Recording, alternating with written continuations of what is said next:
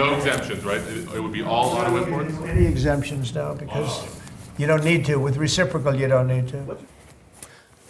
U.S. President Donald Trump has signed his plan to impose reciprocal tariffs on America's trading partners.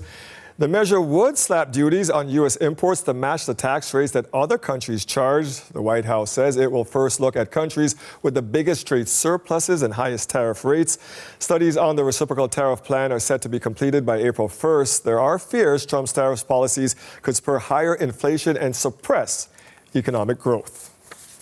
Trump's tariffs have shaken up America's relationship with the entire world, and that in turn could reshape how the world views the U.S. For his thoughts on this, let's bring in Peter MacKay. He is a former foreign affairs minister, and he joins us tonight from Kings Head, Nova Scotia. Peter, the U.S. has long been at the center of global trade. You know that. How will these sweeping reciprocal tariffs impact that whole identity?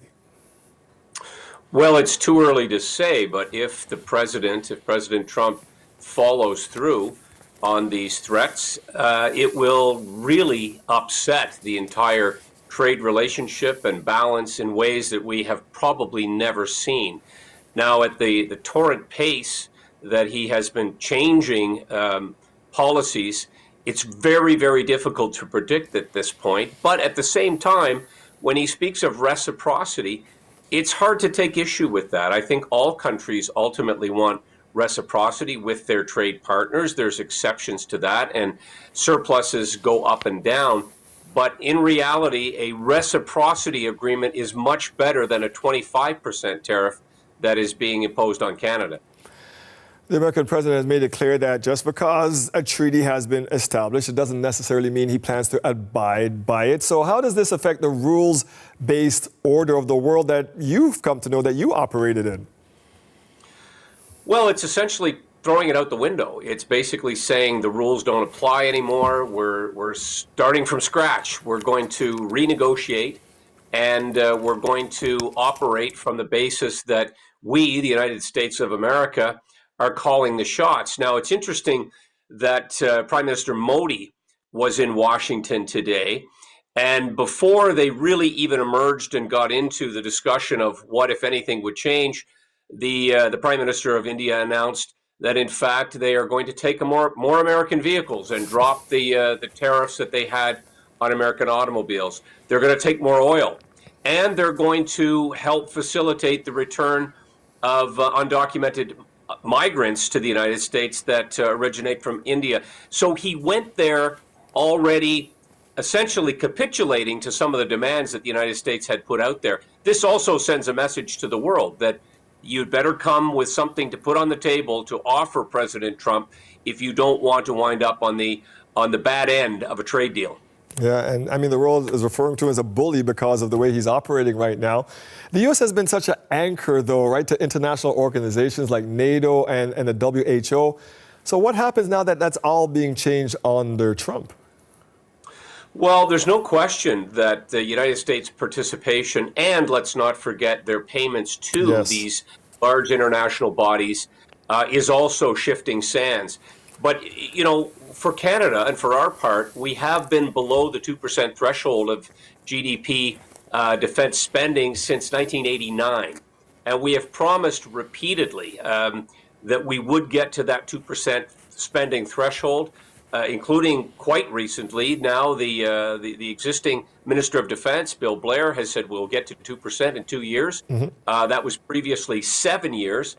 And so all of this alarm has countries, including Canada, dancing to a new tune, if I can put it that way, and trying to meet these demands in anticipation of paying a high price when it comes to trade that could tip an economy like Canada's into a recession were these tariffs to attach. How should then Canada position itself amid this shifting global landscape? Could this be an opportunity for us for new alliances or a leading role? No question that the efforts to diversify trade, for one, and essentially doing what is good for us. The Canada First approach is, in fact, to boost GDP spending on defense, is to attach greater priority to security at our border, to do more in the Arctic, to project and protect our own sovereignty when it comes to our important northern borders and what we are responsible for in Canada.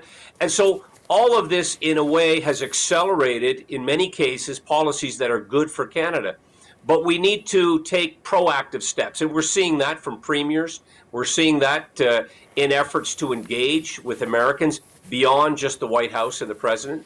And one thing that I have been thinking about, Dwight, is the possibility of now really pushing to start the renegotiations of the free trade agreement with the United States now, to not wait till 2026, but to be able to sit down and look our interlocutors in the eye and say, okay, how do we get back to normalizing a free trade agreement between our countries?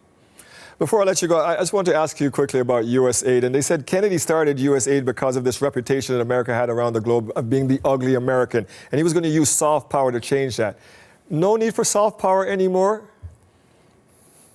I think there is still a role, and diplomacy is still extremely important. Okay. But the United States is taking, walk loudly and carry a bigger stick Yes. when it comes to the world stage. Canada, I think, can play an important role in this regard, and a niche role as we have in the past. But we are going to have to obviously get our own house in order. And that includes, frankly, getting Parliament back and being able to debate these things openly before the Canadian public in a democratically elected Parliament of Canada. Always appreciate your insights on this, Peter. Former Foreign Affairs Minister Peter MacKay joining us from Nova Scotia tonight. Thank you, Peter. My pleasure, Dwight. Thank you.